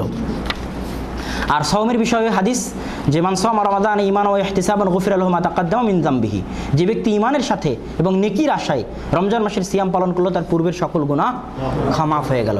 রমজান ইনশাআল্লাহ আমাদের সামনে আসছে। তো আমরা ইনশাআল্লাহ তারপরে আজকের তৃতীয় হাদিস এবং আরবাঈন নববীর চতুর্থ হাদিস শুরু করি। আব্দুল্লাহ বিন মাসউদ রাদিয়াল্লাহু তাআলা আনহু থেকে বর্ণিত, তিনি বলছেন রাসূল সাল্লাল্লাহু আলাইহি ওয়াসাল্লাম বলেন, এবং রাসূল সাল্লাল্লাহু আলাইহি ওয়াসাল্লাম সত্যবাদী, ইন্না আহাদাকুম ইজমাউ খালকুহু ফি বাতনি উম্মিহি 40 ইয়াওমান নুতফাতান। এই হাদিসের মূল কথাটা হচ্ছে আমরা কিভাবে জন্ম নিয়েছি সেটার ধরন এবং প্রকৃতি বলে দেওয়া। এটা রাসূল সাল্লাল্লাহু আলাইহি ওয়াসাল্লামের একটা মুজিজার অন্তর্ভুক্ত। আজ থেকে 1400 বছর আগে যখন কোনো বিজ্ঞান ছিল না তখন রাসূল এই কথা বলেছেন, আর আজকে বিজ্ঞান এটাই প্রমাণ করে যেটা রাসূল বলছেন। তো রাসূলের একটা মুজিজা এই হাদিস। এই জন্য আব্দুল্লাহ বিন মাসউদ হাদিস বলার সময় বলে নিচ্ছেন যে আমি তোমাকে একটা আজীব হাদিস শোনাচ্ছি, এটা তো জানাই সম্ভব নয়। 40 দিন কয়দিন মায়ের পেটে থাকে, শুক্রকীট অবস্থায় কয়দিন কিভাবে থাকে, কিভাবে জানবে সেই যুগে? কোনো মাধ্যম আছে? কোনো মাধ্যমই নাই। তো আমি তোমাকে একটা আজীব হাদিস শোনাচ্ছি রাসূলের পক্ষ থেকে, কিন্তু মনে রাখিও ওয়াহুয়া সাদিকুল মাসদুক, জীবনে কোনোদিন মুহাম্মদ সাল্লাল্লাহু আলাইহি ওয়াসাল্লাম মিথ্যা কথা বলেননি। তো আজকের আজীব হাদিসটা শোনাচ্ছি মানে এটাও মিথ্যা নয়, সত্য। এই জন্য এই কথাটা যোগ করেছেন, কেন হাদিসটা আজীব, এই জন্য যোগ করেছেন যে ওহুয়া সাদিকুল মাসদুক, জীবনে কোনোদিন মিথ্যা বলেছে রাসূল সাল্লাল্লাহু আলাইহি ওয়াসাল্লামের কোনো প্রমাণ নাই। তাহলে যে আশ্চর্যজনক হাদিস শোনাচ্ছি, যেটা জানা অসম্ভব, সেটাও সত্য, তিনি আল্লাহ সুবহানাহু ওয়া তাআলার কাছ থেকে শুনেছেন বলেই বলছেন। তা হাদিসটা আমরা দেখি। হাদিসটা হচ্ছে, একজন সন্তান শুক্রকীট অবস্থায় মায়ের রেহেম, যেখানে শুক্রকীটটা যায় সেই জায়গায় 40 দিন থাকে শুক্রকীট অবস্থায়। সুম্মা ইয়াকুনু আলাকাতান মিসলা যালিকা, তারপরে সেটা রক্তপিণ্ডের রূপ নেয়। কিসের রূপ নেয়? রক্তপিণ্ডের রূপ নেয়, এবং এইভাবে থাকে 40 দিন। সুম্মা ইয়াকুনু মুযগাতান, তারপর একটা গোশতপিণ্ডের রূপ নেয় এবং এইভাবে থাকে 40 দিন। সুম্মা ইউরসালু ইলাইহিল মালাকু, তারপরে সেখানে ফেরেশতা প্রেরণ করা হয়। ফায়ুনফাখু ফীহির রূহ, এবং ওদের রূহ ফুঁকে দেওয়া হয়, জীবন, আত্মা। রুহের কিন্তু কোনো বাস্তবতা জানা বর্তমান যুগ পর্যন্ত বিজ্ঞানের পক্ষে সম্ভব হয়নি, আমাদের পক্ষে সম্ভব নয়। এখনই আছি, এখনই মারা গেলাম, আমার দেহ শরীর সব আছে, কিন্তু কথাও বলতে পারছি না, চলতেও পারছি না। আর বলাও হচ্ছে যে আব্দুল্লাহ মারা গেছে, দুনিয়া থেকে চলে গেছে, আমি আছি, মানে আমার রুহ চলে গেছে। কথা বুঝতে পারেননি? তো আমি আসলে রুহ, ভিতরে যে রুহটা আছে ওটা আসলে আমি। কথা বুঝতে পারছেন আমার? তো রুহ, সেই রুহটা ওই দিন ফুঁকে দেওয়া হয়, যে রুহটা আজকে আমার ভিতরে আছে। ওই উমারু বিআরবা'i কালিমাতিন, এবং তখনই সাথে সাথে 4টে বিষয় লেখা হয়। রিজিক, কতদিন বাঁচবে, কি করবে, ভাগ্যবান না দুর্ভাগ্যবান। ফাওয়াল্লাহিল্লাযী লা ইলাহা গায়রুহু, আল্লাহর শপথ, ইন্না আহাদাকুম লা ইয়া'মালু বিআমালি আহলিল জান্নাহ, একজন মানুষ অনেক পরহেজগার, অনেক তাকওয়াবান, জান্নাতের আমল করতে থাকে। হাত্তা মা ইয়াকুনু বাইনাহু ওয়া বাইনাহা ইল্লা যিরা, জান্নাত আর তার মাঝে মাত্র 1 বিঘত ফাঁকা, 1 হাত ফাঁকা।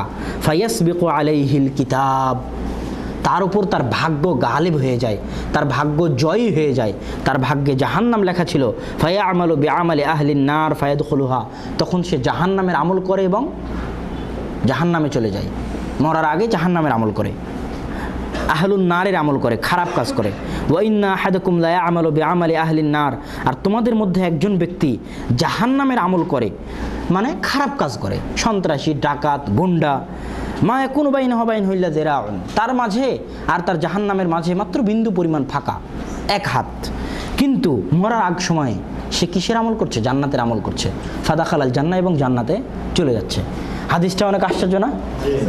এটাই তাকদীরের হাদিস। তো তাকদীরের বিষয়ে সর্বপ্রথম কথা হচ্ছে যে কেউ যদি তাকদীরে বিশ্বাস না করে, সে যদি উহুদ পাহাড়ের সমপরিমাণ স্বর্ণ দান করে, কবুল করা হবে না। তাকদীরে বিশ্বাস করতেই হবে, এটা হলো প্রথম কথা। কথা বুঝতে পারেননি? দ্বিতীয় কথা, তাকদীরে বিশ্বাস করার দুনিয়াবি উপকার। তাকদীরে বিশ্বাস করার কি উপকার? দুনিয়াবি উপকার। সেটা হচ্ছে, আপনি যদি তাকদীরে বিশ্বাস করেন, টেনশনে ভুগবেন না, হার্ট ফেল করবেন না। এসএসসি পরীক্ষায় ফেল আসছে, মা কদিয়া, আমার তাকদীরে যা লেখা ছিল তাই হয়েছে, মানে নিলাম, খালাস। কথা বুঝতে পারেন? তাকদীরের উপর বিশ্বাস যত কম হবে, আপনার টেনশন তত বেশি হবে। এবং যার হার্ট ফেল করে মারা গেল, মানে খবর শুনে হার্ট ফেল করে মারা গেল, মানে তাকদীরের প্রতি বিশ্বাস একদম দুর্বল। কথা বুঝতে পারেননি? তাহলে তাকদীরের প্রতি বিশ্বাস রাখার দুনিয়াবি উপকার কি? টেনশন থেকে মুক্ত থাকবেন, রাত্রে ঘুমাতে কোনো কষ্ট হবে না, সারাদিন যা হয়েছে হয়েছে, ভাগ্যে ছিল হয়ে গেছে, খালাস, ইন্তাহা। এই জন্যই কিন্তু আল্লাহ সুবহানাহু ওয়া তাআলা তাকদীরের বিষয়টা মানুষকে দিয়েছেন। তাকদীরের উপকারিতা আছে। তাকদীরে যত বেশি বিশ্বাস করবেন, যত বেশি বিশ্বাস করবেন, তত প্রতিদিন আপনি চাঙ্গাভাবে কাজ শুরু করবেন, কোনো কাজে ভয় থাকবে না। শুরু করলাম, বিসমিল্লাহি তাওয়াক্কালতু আলাল্লাহ, ভাগ্যে যা আছে হবে, কোনো টেনশন নাই, কোনো ফিকির নাই, কোনো চিন্তা নাই, রাত্রে আরামে ঘুম, কোনো হার্টফেল নাই। কথা বুঝতে পারেন? একদম শান্তির জীবন। এক কথায় শান্তির জীবনের, টেনশন মুক্ত জীবনের একমাত্র মাধ্যম কি? তাকদীরে বিশ্বাস করা। তাহলে এই হলো তাকদীরে বিশ্বাস করার দুনিয়াবি উপকার। বুঝতে তো পারছেন? এখন আসি যে তাকদীরটা আসলে কি। খুব মনোযোগ দিয়ে শুনবেন কিন্তু। তাকদীরটা আসলে কি? তাকদীর নিয়ে আমার এবং আপনার মনে অনেক প্রশ্ন। প্রথম জবাব, তাকদীরটা মূলত আল্লাহ সুবহানাহু ওয়া তাআলার জ্ঞান। আর তাকদীর হুয়া ইলমুল্লাহ। কি বলেন তো? তাকদীর হচ্ছে আল্লাহর জ্ঞান। আবার বলেন, তাকদীর কি? আল্লাহর জ্ঞান। এই কথাটা যেন মনে থাকে, তাকদীর হচ্ছে আল্লাহর জ্ঞান। এটা আল্লাহ সুবহানাহু ওয়া তাআলা বলছেন যে আমি যা বলছি কলম লেখো, হাদিস। তা যেটা লিখতে বলছে আল্লাহ সুবহানাহু ওয়া তাআলা, ওটা তার জ্ঞান থেকেই তো লিখতে বলছেন। কথা বলেননি? তার জ্ঞান থেকেই লিখতে বলছেন। তখন তাকদীর লিপিবদ্ধ করা শুরু হয়ে গেল, কিয়ামত পর্যন্ত কি হবে। তা আল্লাহ সুবহানাহু ওয়া তাআলা যা বলছেন সব কি থেকে বলছেন? তার জ্ঞান থেকে। আর আল্লাহর ইলম এই জন্যই তো ওয়াসি', আল্লাহ আলিম এই জন্যই তো যে তিনি সব জানেন। তো আল্লাহর জ্ঞান মানে হচ্ছে তাকদীরে লেখা আছে এই জন্য আপনি করছেন তা না। আসলে আপনি যেটা করছেন ওটা আল্লাহ জানেন যে আপনি এটা করবেন, ওই জন্য আল্লাহ সুবহানাহু ওয়া তাআলা ওটা তাকদীরে লিখে রেখেছেন। আপনি স্বেচ্ছায় করবেন, নিজের ইচ্ছায় করবেন, নিজের বুদ্ধিতে করবেন। আপনি মাজবুর নন। মাজবুর মানে বাধ্য নন, নিজের ইচ্ছায় করবেন। কিন্তু এটা যে আপনি করবেন এটা আল্লাহ জানে, এই জন্য আল্লাহ লিখে রেখেছেন যেটা আপনি করবেন। আল্লাহর জ্ঞান এত প্রশস্ত। আমি কি আমার কথা বুঝাতে পারছি?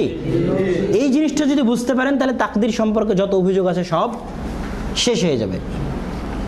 তাকদীরের সম্পর্কে ভ্রান্ত আকীদা দুইটা। তাকদীরের সম্পর্কে ভ্রান্ত আকীদা কয়টা? দুইটা। একটা হচ্ছে জাবারিয়া আর একটা হচ্ছে কাদারিয়া। আমার সাথে বলেন তো, একটা হচ্ছে কাদারিয়া। তাকদীরের সম্পর্কে ভ্রান্ত আকীদা কয়টা? দুইটা। একটা জাবারিয়া আর একটা কাদারিয়া। জাবারিয়াদের আকীদা হচ্ছে আমি পুতুল যেমন নাচাও তেমন নাচি। কথা বুঝতে পারেননি? আমি জেনা করছি, তুমি করাচ্ছ তাই জেনা করছি। এটা হলো ভ্রান্ত আকিদা, জঘন্য এবং নিকৃষ্ট আকিদা। আর কাদারিয়া হচ্ছে, এটা কারা বলেন তো? জাবারিয়া। জাবারিয়া কি আমি পুতুল যেমন নাচাও তেমন নাচি। আর কাদারিয়া হচ্ছে যে আমি সব, তাকদির বলে কিছু নাই, আমি যা ইচ্ছা যেটা করি এটা মূলত আমি নিজের ক্ষমতাতেই করি, আমার প্রতিটা কাজের সৃষ্টিকর্তা আমি, আমার প্রতিটা কাজের সৃষ্টিকর্তা কে? আমি। এটা কাদের আকিদা? কাদারিয়া। দুটোই কি আকিদা? ভ্রান্ত আকিদা। কাদারিয়াদের আকিদা যে ভ্রান্ত, এই আকিদার মানুষ এখন দুনিয়াতে বেশি। মানে ভাগ্যকে অস্বীকার করা, এটাকে মানে ভাগ্য বলা, যে ক্রিকেট খেলায় জিতলো, জিতার পর ক্যাপ্টেন এসে বলছে ভাগ্যে ছিল তাই হারে গেছি, এটাকে ত্রুটি হিসেবে দেখা হয় আন্তর্জাতিক বিশ্বে। যে এই যুগে এসে ভাগ্যে বিশ্বাস করে, কথা বুঝতে পারেননি? মানে এটা একটা সেকেলে ধ্যান ধারণা, ভাগ্যে বিশ্বাস করা। এই জন্য এটার আগে তারদিদ করছি, এটার আগে মানে এটার আগে জবাব দিচ্ছি যে আপনি আপনার কাজের সৃষ্টিকর্তা আপনি নন, এটার আগে জবাব দিচ্ছি। এই যে আমি কথা বলছি আপনাদের সামনে, কথা বলছি না, এখান থেকে গাড়ি থেকে নামে এখান পর্যন্ত হাঁটে আসছি না? এই হাঁটে আসাতে কয় ধাপ হাঁটে আসছি আমি কি বলতে পারি? বলতে পারি না। এই হাঁটে আসাতে আমার কোন কোন রক্ত কতখানি কাজে লেগেছে, কতখানি কাজ করেছে, কয়টা রগ কতখানি কাজ করেছে আমি বলতে পারি? বলতে পারি না। কথা বুঝতে পারেননি? এই যে আমি কথা বলছি, কোন শক্তি থেকে কিভাবে কথা বলছি বলতে পারি আমি?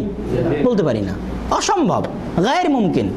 যদি আমি আমার কাজের সৃষ্টিকর্তা হতাম তাহলে সাথে সাথেই বুঝতে পারতাম এত ধাপ আমি চললাম, এইভাবে আমার কথাগুলো আসছে, কথা বুঝতে পারেননি? এতটা রগ কাজে লাগছে, এতটা রক্ত ব্যয় হচ্ছে, এতক্ষণ পর্যন্ত আমার এত ক্যালোরি ক্ষয় হলো, আমার ব্রেনের এত ক্যালোরি ক্ষয় হলো, এত ক্যালোরি বাকি আছে।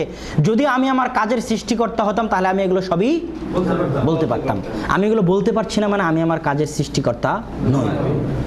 ক্ষমতা আল্লাহর, ব্যবহার করছি আমি, কথা বুঝতে পারেননি? সেই হিসেবে সেই জন্য যারা বলছে যে আমি নিজে যা করি সেটাই তাকদির বলে কিছু না, এটা ভ্রান্ত। কথা বুঝতে পারেননি? নিজে যা করছো ওইটাই যদি হতো তাহলে ওই কাজের শুরু থেকে শেষ পর্যন্ত তুমি বলতে পারতা, কথা বুঝতে পারো? ফার্স্ট টু লাস্ট কীভাবে কাজটা করলা, কী কী মাধ্যমে, কতটার সময়, সব বলতে পারতা, কিচ্ছু বলতে পারো না। তাহলে কীভাবে তুমি তোমার কাজের সৃষ্টিকর্তা? ইমাম বুখারী রাহিমাহুল্লাহর একটা বই আছে, খলকু আফআলিল ইবাদ, মানুষের কাজের সৃষ্টিকর্তা আল্লাহ সুবহানাহু ওয়া তাআলা। ওই বইয়ে তিনি এই আকিদার উপর, কাদারিয়াদের আকিদার উপর রাদ করেছেন ইমাম বুখারী রাহিমাহুল্লাহ। আর জাবারিয়াদের আকিদা সেটা হচ্ছে যে আল্লাহ সুবহানাহু ওয়া তাআলা আদল, ন্যায়পরায়ণ, আমি মাজবুর, বাধ্য হয়ে করছি, আর আল্লাহ আমাকে জাহান্নামে দিবেন, এটা অসম্ভব, হতে পারে না। আল্লাহর নামগুলোর একটা কি, দুনিয়ার সবচেয়ে বড় ন্যায়পরায়ণ কে? আল্লাহ সুবহানাহু ওয়া তাআলা। আদলুন, আল্লাহ সবচেয়ে বেশি ন্যায়পরায়ণ, তিনি জুলুম করেন না। আল্লাহ বলছেন হারামতু আলাইয়া যুলমা, আমি আমার উপর জুলুমকে হারাম করেছি। তাহলে কিভাবে এটা সম্ভব যে আমি বাধ্য হয়ে একটা কাজ করছি আর আল্লাহ আমাকে শাস্তি দিবেন? অসম্ভব। আর স্বাভাবিক জ্ঞানে আপনি বুঝতে পারছেন কাজটা আপনি ইচ্ছা করে করছেন। আমি এখন হাতটা নিয়ে যাচ্ছি, ইচ্ছা করে নিয়ে যাচ্ছি, কথা বুঝতে পারেননি? আল্লাহর সৃষ্টি মানে আল্লাহর ক্ষমতাকে আমি নিজে স্বেচ্ছায় ব্যবহার করছি, কথা আমার বুঝতে পারছেন তো? এই জন্য নিজেকে যারা মাজবুর বলে, মাজবুর মাহাজ, যে আল্লাহ ভাগ্যে লেখা আছে বাধ্যতাই করছে, এটাও একটা সম্পূর্ণ ভ্রান্ত আকিদা, বহুল আকিদা। এখন তাকদিরের বিষয়টা একটু হলো তো ক্লিয়ার। এখন এই হাদিসে যে লাস্টে এসে বলল যে সারা জীবন জান্নাতের আমল করছে আর মরার আগে জাহান্নামের আমল করে জাহান্নামে চলে যাচ্ছে, সারা জীবন জাহান্নামের আমল করছে আর মরার আগে জান্নাতের আমল করে জানে, এটা আবার কেমন হলো? কথা বুঝতে পারেননি? এখন এই অভিযোগের জবাবে মুহাদ্দিসিনে কিরাম, সালাফে সালেহিন, হুফাজে হাদিস এবং সবাই যেটা সবচেয়ে চমৎকার জবাব সেটা হচ্ছে যে এটা মূলত জাহিরি, বাহ্যিক একটা, মানে এক বাক্যে জবাব কি, যে এখানে যে বাক্যগুলো বলা হয়েছে এটা কিসের উপর ভিত্তি করে? বাহ্যিক আমলের উপর ভিত্তি করে। বাহ্যিক আপনি দেখছেন যে এই লোকটা জান্নাতের আমল করে, বাহ্যিক আপনি দেখছেন তার মুখে দাড়ি আছে, বাহ্যিক আপনি দেখছেন সে 5 ওয়াক্ত সালাত আদায় করছে, বাহ্যিক আপনি দেখছেন সে হাজি, বাহ্যিক আপনি দেখছেন সে সিয়াম রাখে, কিন্তু ভিতরে ভিতরে সে গুনাহের কাজে লিপ্ত, কথা বুঝতে পারেননি? এই জন্য মরার আগে ওটা প্রকাশ হয়ে যায়, হাকিকাত যে লোকটা আসলে কি ছিল। মরার আগে তখন হাকিকাতটা প্রকাশ হয়ে যায়, মরার আগে সবার সামনে তখন খারাপ কাজ করে জাহান্নামে। আরেকজনকে আপনি সামনে দেখছেন যে গুনাহের কাজ করছে, কিন্তু তার ভিতরে এমন একটা বৈশিষ্ট্য আছে ভিতরে আপনি জানেন না। ওই হাদিস যে পতিতালয়ের মেয়ে, কুয়ার পাশে কুকুর হাঁপাচ্ছে, পানি তুলে সেই কুকুরকে খাওয়ালো। দুনিয়া জানে সে পতিতা, কিন্তু একটা ভালো গুণ তার ভিতরে আছে, সেটা কি? সেবা, মানব সেবা, আল্লাহর সৃষ্টি জীবের সেবা। এই গুণটার কারণে আল্লাহ তাকে কি করে দিল? মাফ করে দিল। তাহলে যাকে আপনি বাহ্যিক দেখছেন খারাপ, কিন্তু মরার আগে কোনো ভালো কাজ করতে দেখছেন, তাহলে বুঝবেন যে তার ভিতরে আসলে ভালো গুণ ছিল। সে ভিতরে ভিতরে এমন কোনো ভালো কাজ করত যে ভালো কাজের বদৌলতে মরার আগে প্রকাশ পেয়ে গেল যে বান্দাটা ভালো ছিল। তো হাদিসটা বলা হয়েছে মূলত কিসের উপর ভিত্তি করে? বাহ্যিক আমলের উপর ভিত্তি করে। কথা বোঝা গেল? তো আশা করি এই হাদিস এবং তাকদিরের মাসলা অন্যান্য দিনের চাইতে, বা এতদিন যত অভিযোগ ছিল বা যত আপনাদের মাথার মধ্যে ঘুরপাক খাত তাকদির সম্পর্কে প্রশ্ন, আশা করি কিছুটা হলেও ক্লিয়ার। আর কিছুটা হলেও ক্লিয়ার না? আলহামদুলিল্লাহ। তো তারপরে আমরা পরের হাদিস শুরু করতে পারি।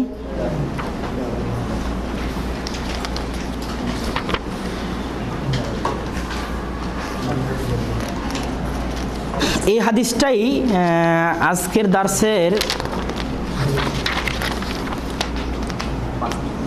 না এটা 5 নম্বর হাদিস। আমরা আরেকটা হাদিস পড়ব। উম্মুল মুমিনিন আয়েশা রাদিয়াল্লাহু তাআলা আনহা থেকে বর্ণিত, তিনি বলছেন, প্রসিদ্ধ হাদিস আমাদের মাঝে, মানা হাদাসা ফি আমরিনা হাদা মা লাইসা মিনহু ফাহুয়া রাদ্দুন। যে ব্যক্তি দিনের মধ্যে এমন কোনো কাজ করলো যেটা দিনের অন্তর্ভুক্ত নয়, তাহলে সেই কাজটা কি? রদ, বাতিল বলে গণ্য হবে। সেই কাজটার কোনো ভিত্তি নাই, ভিত্তিহীন, বানোয়াট, বাতিল বলে গণ্য হবে। একটা জিনিসকে অক্ষত রাখা সেই জিনিসটার সবচাইতে বড় গুণ অক্ষত থাকা। কথা বুঝতে পারছেন কি? অক্ষত থাকা সবচেয়ে কি গুণ? কোরআনের সবচেয়ে বড় বৈশিষ্ট্য কি বলেন তো? আজ পর্যন্ত অক্ষত আছে। ইসলাম চায় ইসলামকে অক্ষত রাখতে। ইসলাম চায় ইসলামকে কি রাখতে? অবিকৃত রাখতে। 1400 বছর পূর্বে যেই রকম ছিল আজকেও ওই রকম যেন থাকে। কথা বুঝতে পারছেন? তাহলে ওই রকম রাখার জন্যই কিন্তু এই হাদিসটা একটা মূলনীতি। ইসলামের একটা সংবিধানের একটা ধারা হচ্ছে ইসলামকে অক্ষত রাখা। এই অক্ষত রাখার জন্য আজকে 1400 বছর আগে মান আলাইহি ওয়া আসহাবি, আমি এবং আমার সাহাবীরা যার উপর আছি সেটা ইসলাম। এরপরে যা নতুন আবিষ্কার করা হবে সব কি? বাতিল বলে গণ্য হবে। তাই ইসলামকে অক্ষত রাখতে হবে। অক্ষত রাখতে হলে এই সূত্রটা প্রয়োগ করতে হবে।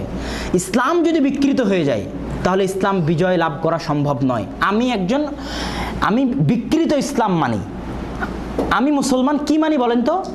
বিকৃত ইসলাম মানি। মানে 1400 বছর আগে যে ইসলাম ছিল সেই ইসলাম না, পরিবর্তিত, সংযোজিত, বিয়োজিত ইসলাম মানি। তাহলে আমার দ্বারা কোশ্চিনকালও জয় বা বিজয় সম্ভব নয়। আমার উপর কোশ্চিনকালও রহমত আসতে পারে না। আমার হাতে জয় এবং বিজয় তখনই আসবে যখন আমি ওই ইসলাম মানব যে ইসলাম 1400 বছর পর রাসূল মানতেন। এই জন্য শেখ নাসিরউদ্দিন আলবানী রাহিমাহুল্লাহকে জিজ্ঞেস করা হয়েছিল যে আজকে মুসলিম বিশ্ব অস্থির, নির্যাতিত, নিষ্পেষিত, মুসলমানদের উন্নতির জন্য, উত্থানের জন্য, আবার সেই ইসলামিক খেলাফত কায়েম করার জন্য আপনি কি বলবেন? তখন নাসির আলবানী বলেছিল দুইটা সূত্র। একটা হচ্ছে তাসফিয়া, ইসলামী সমাজকে সাফ করতে হবে। কি থেকে? ওই সমস্ত জিনিস থেকে যেগুলো ইসলামের অন্তর্ভুক্ত নয়, শিরক থেকে আর বেদাত থেকে। এই জন্য এই হাদিস প্রথম শর্ত মুসলমানদের বিজয়ের, আবার আগের অবস্থায় ফিরে যাওয়ার, সেটা হচ্ছে ইসলামকে, মুসলিম সমাজকে সাফ করতে হবে ওই সমস্ত কাজ থেকে যেগুলো ইসলামের অন্তর্ভুক্ত নয়। ইসলামকে নিয়ে যেতে হবে 1400 বছর পূর্বে। মুসলিম সমাজকে নিয়ে যেতে হবে কোথায়? 1400 বছর পূর্বে। রাসূল সাল্লাল্লাহু আলাইহি ওয়াসাল্লাম রিসালাতের দায়িত্ব পূর্ণরূপে পালন করে গেছেন এবং বিদায় হজ্জের ভাষণে আল্লাহকে সাক্ষী রেখে, সাহাবা ইকরামকে সাক্ষী রেখে বলেছেন যে আমি আমার দায়িত্ব পালন করেছি। তাহলে তার মৃত্যুর পরে যখন আপনি কোনো হুকুম ইসলামের মধ্যে প্রবেশ করাবেন, তখন আপনি বলতে চাচ্ছেন যে রাসূল তার দায়িত্ব পূর্ণরূপে পালন করেনি। নাউজুবিল্লাহ। তার মানে আপনি রাসূলকে কি করছেন? অপমান করছেন। রাসূলের উপর কি করছেন? মাতাব্বরি করছেন। মাতাব্বরি করা বুঝেন না? বেশি বোঝা, এক লাইন বেশি বুঝে মাতাব্বরি করা। আপনি বলতে চাচ্ছেন যে রাসূল সাল্লাল্লাহু আলাইহি ওয়াসাল্লাম এটা করা উচিত ছিল, আপনি করেননি। ঈদে মিলাদুন্নবী পালন করা উচিত ছিল, আপনি করেননি। কথা বুঝতে পারেননি? নাউজুবিল্লাহ। এটাই হচ্ছে বেদাত। রাসূলকে বেদাত করলে রাসূলকে অপমান করা হয়, আর শিরক করলে আল্লাহকে অপমান করা হয়। আর বেদাত করলে যতক্ষণ পর্যন্ত তওবা করবেন না ততক্ষণ পর্যন্ত কি কবুল হবে না? আমল কবুল হবে না। এই জন্য বেদাতের বিরুদ্ধে হতে হবে সখত, শক্ত, ইসলামকে হেফাজতের জন্য শক্ত হতে হবে, কঠোর হস্ত হতে হবে ইসলামকে হেফাজতের জন্য। এক বিন্দুমাত্র যদি দুর্বলতা আসে আপনার ভিতরে, তাহলে ইসলাম অবিকৃত থাকবে না। আর এই জন্যই মুহাদ্দিসরা এত কঠোর। ইমাম তিরমিজি রাহিমাহুল্লাহ তার তিরমিজিতে কমসে কম 300 থেকে 400 জায়গায় বলেছেন ওয়াহাদা মাযহাবু আহলিল হাদিস ওয়া ইলাইহি যাহাবা আহলুল হাদিস। এটাই আহলে হাদিসদের মত। আহলে হাদিস মানে কি? মুহাদ্দিস। কথা বুঝতে পারেননি? আহমদ বিন হাম্বাল, ইমাম বুখারী, মুসলিম, আবু দাউদ, নাসাই, তিরমিজি, হাফিজ ইবনে হাজার আসকালানি, ইমাম যাহাবি, নাসিরউদ্দিন আলবানী, এনারা কি আহলুল হাদিস, ইমাম আহলিল হাদিস। তো আহলুল হাদিসরা সেই যুগ থেকে নিয়ে আজ পর্যন্ত ইসলামকে অবিকৃত রাখার ক্ষেত্রে কঠোর হস্ত। কি বলেন তো? কঠোর হস্ত, মানে দ্ব্যর্থহীনভাবে দমন করে। হাদিস জয়ীফ, খালাস, হাদিস জাল, চলবে না। প্রত্যেকটা বিষয় যাচাই বাছাই এবং বিশ্লেষণের সাথে, মানে কিসের জন্য? ইসলামকে অবিকৃত রাখার জন্য।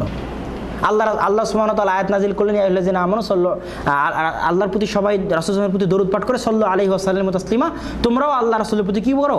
দরুদ পাঠ করো। সাহাবায়ে কেরাম জিজ্ঞেস করল, আল্লাহ রাসূল, আমরা তো সালাম পড়ি, কিন্তু দরুদ কিভাবে পড়বো? আল্লাহুম্মা সাল্লি আলা মুহাম্মাদ ওয়া আলা মুহাম্মাদ কামা সাল্লাইতা আলা ইব্রাহিম ওয়া আলা আলি ইব্রাহিম ইন্নাকা হামিদুম মাজিদ। আল্লাহুম্মা বারিক আলা মুহাম্মাদ ওয়া আলা আলি মুহাম্মাদ কামা বারাকতা আলা ইব্রাহিম ওয়া আলা আলি ইব্রাহিম ইন্নাকা হামিদুম মাজিদ। তো এটা রাসূল শিখাই দিয়ে গেলেন। ইসলামকে অক্ষত রাখার স্বার্থে আপনাকে কঠোর হস্ত হতে হবে। দরুদ পড়লে এটাই পড়তে হবে। কথা বুঝতে পারেননি? তো এই দিক দিয়ে আহলুল হাদিসরা, মুহাদ্দিসরা সবচেয়ে বেশি কঠোর হস্ত, এবং আপনাকেও তাদের উত্তরসূরি হিসেবে ইসলামকে অক্ষত রাখার খাতিরে কি হতে হবে? বিদআতের বিরুদ্ধে কঠোর হস্ত হতে হবে। দলিল নাই, আমল নাই, বিলা কালাম, কোনো কথা চলবে না। আমল করতে চাচ্ছেন, আগে দলিল পেশ করতে হবে। দলিল নাই মানে আমল করছেন মানে আপনি রাসূলকে অপমান করছেন, খালাস। আর বেদাত যদি করেন তাহলে কিয়ামতের মাঠে হাউজে কাউসারের পানি পান করার সুযোগ হবে না। বুখারীর হাদিস। পর্দা ঘিরে দেওয়া হবে। কেন? এরা তো আমার উম্মত। তো বলে এরা আপনার পরে আপনার দিনকে পরিবর্তন করেছে। সহকান সহকান লিমান গাইয়ারা বাদি, দূর হও যারা আমার পরে আমার দিনকে পরিবর্তন করেছো। তাহলে যারা বেদাত করে তারা ইসলামকে কি করে? পরিবর্তন করে। তো এই গেল এই হাদিস সম্পর্কে মোটামুটি কথা। তারপরে আমরা পরের হাদিসে যাই।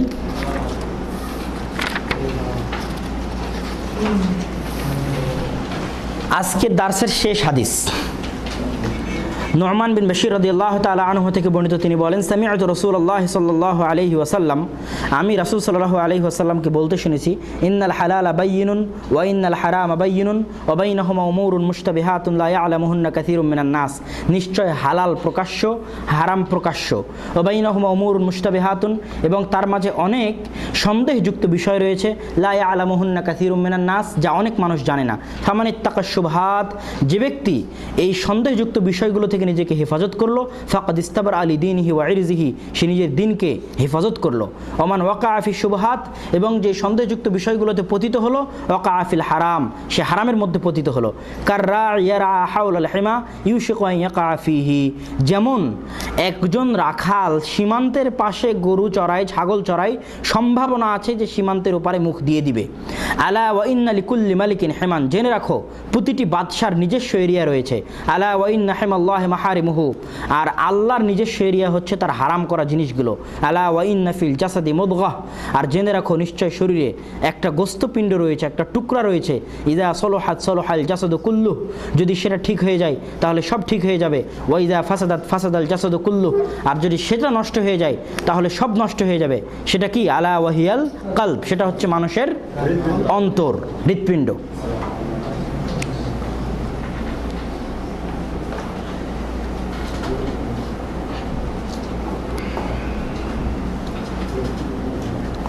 তো এই হাদিসে কয়েকটা জিনিস বুঝার। প্রথম কথা হচ্ছে যে এতটুকু তো আমরা স্পষ্ট বুঝতে পারছি যে হালাল প্রকাশ্য, কিছু কিছু হালাল যেগুলো স্পষ্ট স্পষ্ট হালাল, কথা বুঝতে পারেননি? আর কিছু কিছু হারাম, স্পষ্ট হারাম। জেনা করা হারাম, হারাম হারাম, কথা বুঝতে পারেননি? এই যে আমরা এখানে দাঁড় শুনছি বা গাড়ি ব্যবহার করছি, যেটাই করছি হালাল, হালাল স্পষ্ট হালাল। মাঝখানে এমন কিছু থাকে যেগুলো কি? সন্দেহযুক্ত। এই সন্দেহযুক্তটা আসলে কি? সন্দেহযুক্তটা আসলে কি, এবং অনেক মানুষ সেটা জানে না। এই সন্দেহযুক্ত বিষয়ের ব্যাখ্যায় মুহাদ্দিসিনে কিরাম তিনটে কথা বলেছেন। কয়টা বলেন তো? তিনটে। একটা হচ্ছে এমন বিষয় যেই বিষয়ে দলিল পরস্পর বিপরীত, সেটা ইবাদতের মুআমালাতের অন্তর্ভুক্ত, দলিল পরস্পর বিপরীত। আর দ্বিতীয়টা হচ্ছে ইখতিলাফুল উলামা, ওলামাদের মতদ্বন্দ্ব। একটা বিষয়ের হালাল হারাম নিয়ে ওলামাদের মতদ্বন্দ্ব, বা কিছু ওলামা বলছে এটা হালাল আর কিছু ওলামা বলছে এটা হারাম। তাহলে এটা কিসের অন্তর্ভুক্ত? সন্দেহের অন্তর্ভুক্ত। আর তৃতীয়টা হচ্ছে মাকরুহ। কিছু আলেম আছে কিছু জিনিসকে কি বলে? মাকরুহ বলে, বিশেষ করে যেমন হানাফি ওলামা ইকরাম। এই মাকরুহটাও কিসের অন্তর্ভুক্ত? সন্দেহের অন্তর্ভুক্ত। তাহলে সন্দেহের অন্তর্ভুক্ত কয়টা জিনিস হলো? তিনটে। একটা হচ্ছে যেগুলোতে দলিল পরস্পর বিপরীতমুখী, আর একটা হচ্ছে যেগুলোতে ওলামা ইকরাম দ্বন্দ্ব করেছেন, ইখতিলাফ করেছেন যে এটা হালাল না এটা হারাম। আর আরেকটা হচ্ছে যেগুলোকে একদল আলেম কি বলেছেন? মাকরুহ বলেছেন। এই বিষয়গুলো কিসের মধ্যে পড়বে? সন্দেহযুক্ত বিষয়ের মধ্যে। এই হাদিসের আলোকে তখন আমাদের করণীয় কি হবে? সেটাকে পরিত্যাগ করা। কথা বুঝতে পারেননি? নিজের দিনকে হেফাজত করার জন্য, নিজের ঈমানকে হেফাজত করার জন্য সেটাকে পরিত্যাগ করা তখন আমাদের কি দায়িত্ব এবং কর্তব্য। ইয়ালামুহুন্না কাসীরুম মিনান নাস, অধিকাংশ মানুষ সেটা জানে না। এটার ব্যাখ্যা কি? সাধারণ জনগণ জানে না, কিন্তু যারা গভীর জ্ঞানের অধিকারী আলেম তারা নিশ্চিত জানেন যে এটা হালাল না হারাম। সাধারণ জনগণ বুঝতে পারে না যে এটা হালাল না হারাম। তারপর হচ্ছে হেমাল্লাহ, উদাহরণ দিচ্ছে যে আল্লাহর এরিয়া। আমাদের সরকারের দেখেন না নিজস্ব এরিয়া থাকে, সেনাবাহিনী নিজস্ব এরিয়া। কথা বুঝতে পারেননি? ওই এরিয়াতে সেনাবাহিনী ছাড়া কারো প্রবেশ নিষেধ। তারপরে বাংলাদেশের সংসদ ভবন সরকারি এরিয়া, ওই সরকারি এরিয়াতে যারা সংসদ ভবনের সদস্য তারা ছাড়া অন্যদের প্রবেশ নিষেধ। কথা বুঝতে পারেন না? তো এইরকম কিছু নিজস্ব এরিয়া সরকারের আছে যেগুলোতে অন্যের প্রবেশ করা কি নিষেধ। আগে রাসূল সাল্লাল্লাহু আলাইহি ওয়াসাল্লাম যে উদাহরণ দিয়েছে এটা আপনারা অবশ্যই বুঝতে পারছেন যে এটা আমার জমি, আমার আল। আল বুঝেন তো? আল, এই আলের পাশে যদি রাখাল গরু চড়ায়, আর আমার জমিতে যদি ধান লাগানো থাকে বা কোনো গাছ লাগানো থাকে, আর আলের পাশে যদি চড়ায়, তাহলে সম্ভাবনা আছে গরু মুখ দিবে। তো রাখাল যদি বাঁচাতে চায় নিজেকে এই অভিযোগ থেকে যে তোমার গরু আমার জমিতে ধান খায় বা খেতে পারে বা খেয়েছে, তাহলে রাখালের কি করতে হবে? আলের ধারে কাছে যাওয়া যাবে না, সেখান থেকে কি থাকতে হবে? দূরে থাকতে হবে, দূরত্ব বজায় রাখতে হবে। তো তেমনি আল্লাহ সুবহানাহু ওয়া তাআলার কিছু নিষিদ্ধ এরিয়া আছে। সেই নিষিদ্ধ এরিয়াগুলো হচ্ছে হারাম, মাহারেম, যেগুলোকে আল্লাহ কি বলেছেন? হারাম বলেছেন। ওই নিষিদ্ধ এরিয়ার আশেপাশে যেন আমরা না যাই, এই জন্য কি থেকে বেঁচে থাকতে হবে? সন্দেহযুক্ত বিষয় থেকে বেঁচে থাকতে হবে। বুঝা গেল কি কথা আমার? তারপরে রাসূল সাল্লাল্লাহু আলাইহি ওয়াসাল্লাম বলছেন যে সকল কিছুর মূল ভিত্তি হচ্ছে মানুষের অন্তর, কালব। মানুষের সব কিছুর মূল ভিত্তি হচ্ছে অন্তর। অন্তর যদি সাফ হয়, অন্তর যদি পরিষ্কার হয়, অন্তর যদি ত্রুটি মুক্ত হয়, অন্তর যদি কলুষতা মুক্ত হয়, তাহলে আপনার কাজও কলুষতা মুক্ত হবে। মানুষের চিন্তার বহিঃপ্রকাশ ঘটে তার কাজে।